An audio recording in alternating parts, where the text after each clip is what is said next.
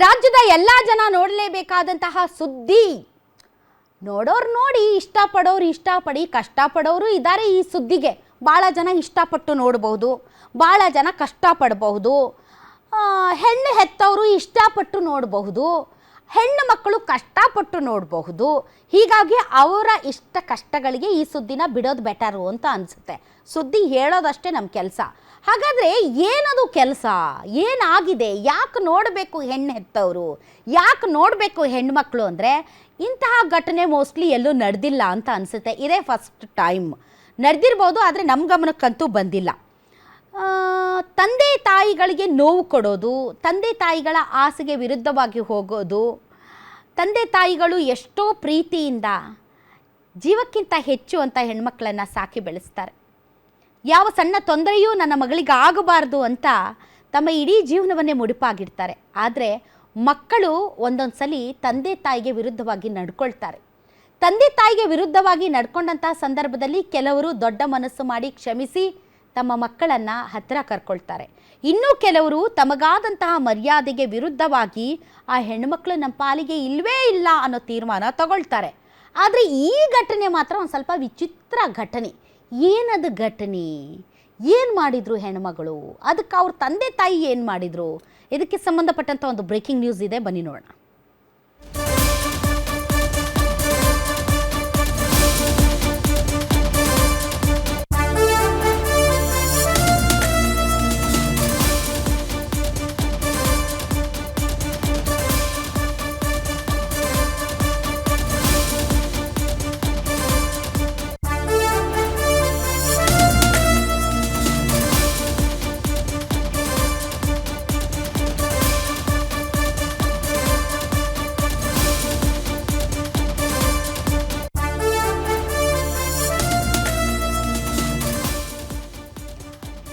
ಯಾವ ಅಪ್ಪ ಅಮ್ಮನೂ ಈ ಥರದ ಕೆಲಸ ಮಾಡಲ್ಲ ಅಂತ ಅನಿಸುತ್ತೆ. ಮಕ್ಕಳ ಮೇಲೆ ಎಷ್ಟೇ ಬೇಜಾರಿದ್ರೂ ಕೂಡ, ಬೇಸರ ಇದ್ದರೂ ಮಾಡಿರಲೂಬಹುದು, ಗೊತ್ತಿಲ್ಲ, ನಮ್ಮ ಗಮನಕ್ಕಂತೂ ಬಂದಿಲ್ಲ. ಅಪ್ಪ ಅಮ್ಮನಿಗೆ ಮಕ್ಕಳ ಮೇಲೆ ಇದೆಂಥ ಬೇಸರ ಗೊತ್ತಿಲ್ಲ, ಯಾವ ಹೆತ್ತವರು ಇಂಥ ಕೆಲಸ ಮಾಡಿಲ್ಲ. ಹಾಗಾದರೆ ಎಲ್ಲಿ, ಯಾರು, ಹೇಗೆ, ಏನು ಅನ್ನುವಂಥ ಸಾಕಷ್ಟು ಕನ್ಫ್ಯೂಷನ್ ನಿಮಗೂ ಇದೆ. ನಾನು ಏನು ಹೇಳ್ತಾ ಇದ್ದೀನಿ ಸುದ್ದಿ ಅನ್ನೋದ್ರ ಬಗ್ಗೆ ತಮಗೂ ಕೂಡ ಒಂದು ಕ್ಯೂರಿಯಾಸಿಟಿ ಇರುತ್ತೆ. ಹಾಗಾದರೆ ಹೆತ್ತ ಮಗಳು ಮಾಡಿದ್ದೇನು, ಮಾಡಿದ ಆ ಕೆಲಸಕ್ಕೆ ಹೆತ್ತವರು ಮಾಡಿದ್ದೇನು ಅನ್ನೋದಕ್ಕೆ ಸಂಬಂಧಪಟ್ಟಂಥ ಇನ್ನೊಂದು ಬ್ರೇಕಿಂಗ್ ನ್ಯೂಸ್ ಇದೆ, ಬನ್ನಿ ನೋಡೋಣ.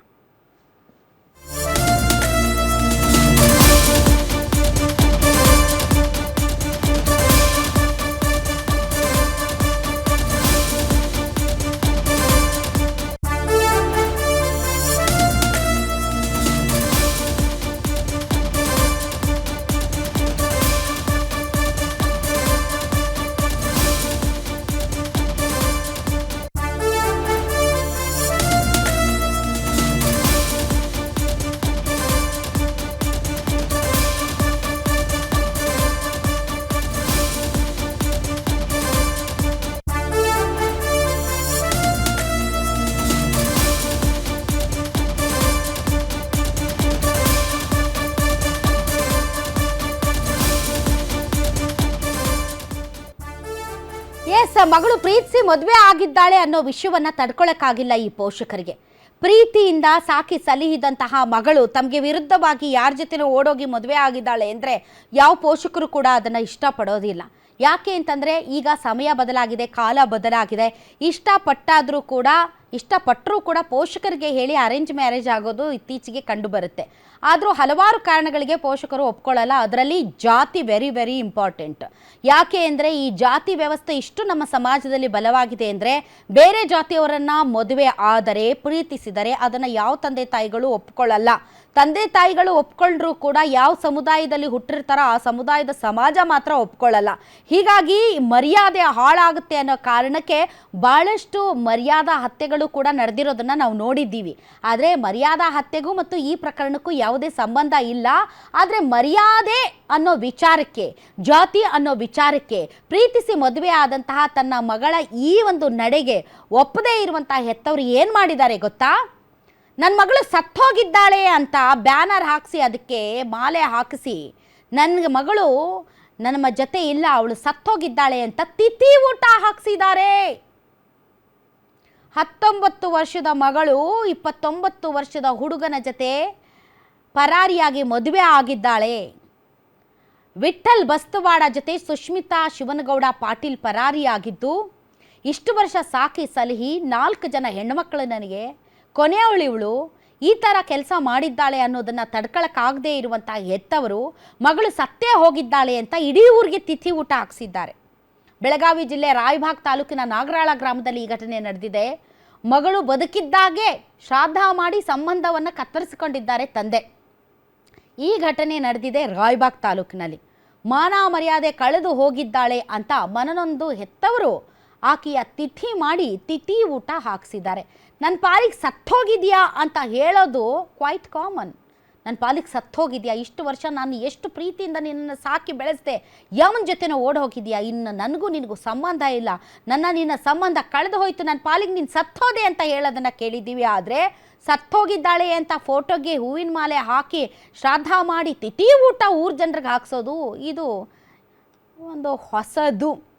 ಕಾರಣ ಜಾತಿ, ಗೊತ್ತಿಲ್ಲ ಇವ್ರ ಜಾತಿ ಏನು ಅವ್ರ ಜಾತಿ ಏನು ಅಂತ. ಬಟ್ ಇದೊಂದು ಒಂದು ಅಪರೂಪದ ಘಟನೆ. ಅದಕ್ಕೆ ಸಂಬಂಧಪಟ್ಟಂಥ ದೃಶ್ಯಗಳು ಕೂಡ ತಾವು ನೋಡ್ತಾ ಇದ್ದೀವಿ. ಗ್ರಾಮದಲ್ಲಿ ಆ ಹೆಣ್ಮಗಳ ಫೋಟೋಗೆ ಹಾರ ಹಾಕಿದ್ದಾರೆ, ತಿಥಿ ಊಟ ಹಾಕಿಸಿದ್ದಾರೆ, ಇಡೀ ಊರ ಜನರನ್ನು ಕರೆಸಿ ಭಾವಪೂರ್ಣ ಶ್ರದ್ಧಾಂಜಲಿ ಅಂತ ತಿಥಿ ಊಟ ಹಾಕಿಸಿದ್ದಾರೆ. ಈ ಥರ ಭಾಳ ಜನ ಬಿಹೇವ್ ಮಾಡ್ತಾರೆ. ನಾಳೆ ಎಲ್ಲ ಕಹಿ ಘಟನೆಗಳನ್ನು ಮರೆತು ಮಕ್ಕಳನ್ನು ಹತ್ತಿರ ಕರ್ಕೊಂಡು ಪ್ರೀತಿ ಕೊಟ್ಟು ಜೀವನ ಮಾಡೋರು ಇದ್ದಾರೆ. ಸೊ ಬನ್ನಿ, ಇದಕ್ಕೆ ಸಂಬಂಧಪಟ್ಟಂತೆ ಭಾಳ ಜನ ಮಾತಾಡಿದ್ದಾರೆ. ಯಾರ್ಯಾರು ಏನೇನು ಮಾತಾಡಿದ್ದಾರೆ ನೋಡೋಣ. ಅದ ನಮ್ಗೆ ಸಂಸ್ಕಾರ ಬಿಟ್ಟು ಬೇರೆ ಮನೆ ತನಕ ಕೆಡಕ್ಕೆ ಮಾಡಿ ನಮ್ಮ ಮನಸ್ಸು ನಿಮಿಷ ಭಾಳಾಕಿ ಅದರ ಕಾರಣಕ್ಕಾಗಿ ಯಾಕೆ ನಮ್ಮ ಪಾಲಿಗೆ ನಮ್ಮ ಮನೆಗೆ ತೀರ್ಕೊಂಡ್ರು ಅಂತ ಹೇಳಿ ಊಟ ಹಾಕಿಸಿದ್ವಿ. ನೀನು 9, 10 ಇದ್ದಾರಲ್ಲ, ನೀನು 9 ತಾರೀಕು ಏನಿಲ್ಲ ಮಿಸ್ಸಿಂಗ್ ಆಗೈತೆ ಅಂತ. ಹಾಂ, ಮಿಸ್ಸಿಂಗ್ ಆಗಿದ್ದು ಕಂಪ್ಲೇಂಟ್ ಮಾಡಿದ್ದು. ಅವ್ರಿಗೆ ಹೇಳಿ ಇದನ್ನು ಮುಗಿಸ್ತೇವೆ ನಾವು ಮಾಡಿ ಅಂತ ಹೇಳಿ ಮುಗಿಸಿದ್ರು. ಅವ್ರು ಏನಾದರೂ ಏನು ಸರ್ಚಿಂಗ್ ಮಾಡ್ತೀವಿ ಅಂತ ಏನು ಹೇಳಿ ಏನಿಲ್ಲ, ಪೊಲೀಸ್ನವ್ರು ಏನು ಹೇಳಿ ಅವ್ರು ಡಿಗ್ರಿ ಮಾಡಿ ಅದನ್ನು ಕೋರ್ಟ್ನಾಗ ಮುಗಿಸೋದು ಮಾಡಿದ್ರು.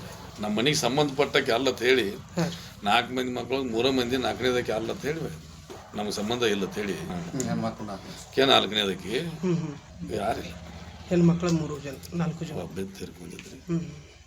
ಹೊಲಸ ಕೆಲಸ ಮಾಡಿ ವಯಸ್ಸಾದ ಕಾಲಕ್ಕಿಂತದ್ದು ಹೇಳಿ ಸಂಸ್ಕಾರದ ಕಾಮಕ ಪದ್ಧತಿ ಮಾಡಿ ಗಂಡು ಮಾಡ್ಕೊಂಡು ಅವ್ರ ಮನೆಗೆ ಹೋಗಿ ಪ್ರಪಂಚ ಮಾಡಿ ಒಂದು ಸ್ವಲ್ಪ ಜೀವನದಾಗ ಯಾನೈತಿ ಅನ್ನೋದನ್ನು ನೋಡ್ಕೊಂಡು ಹೋಗ್ಬೇಕಂತೇಳಿ ಇದಕ್ಕೆ ಬಂದ ಇದನ್ನು ಹೇಳಿ ತಾಪ. ಅದ ನಮ್ಗೆ ಸಂಸ್ಕಾರ ಬಿಟ್ಟು ಬೇರೆ ಮನೆ ತನಕ ಕೆಡಕ್ಕೆ ಮಾಡಿ ನಮ್ಮ ಮನಸ್ಸು ನಿಮಿಷ ಭಾಳ ಮನಸ್ಸು ನೋಯಿಸಿ ಸಂಸ್ಕಾರ ಮರೆತು ಇನ್ನೊಬ್ಬರ ಜೊತೆ ಓಡಿ ಹೋದಂತಹ ಮಗಳ ಜೊತೆಗೆ ನಾನು ಸಂಬಂಧ ಕಳೆದುಕೊಳ್ತಾ ಇದ್ದೇನೆ, ಆಕೆ ನನ್ನ ಪಾಲಿಗೆ ಸತ್ತು ಹೋಗಿದ್ದಾಳೆ ಅಂತ ತಿಥಿ ಊಟ ಹಾಕಿಸಿದಂತಹ ತಂದೆಯ ಆ ಒಂದು ಮಾತುಗಳಲ್ಲಿ ದುಃಖ ಇದೆ, ಆ ನೋವಿದೆ. 4 ಜನ ಹೆಣ್ಣುಮಕ್ಕಳು ಈ ಥರ ಒಬ್ಬ ಹೆಣ್ಮಗಳು ಮಾಡಿದಾಗ ಸಮಾಜದಲ್ಲಿ ಇನ್ನುಳಿದ ಹೆಣ್ಮಕ್ಳನ್ನು ಹೇಗೆ ನೋಡ್ತಾರೆ ಅನ್ನೋದು ತುಂಬ ಇರುತ್ತೆ.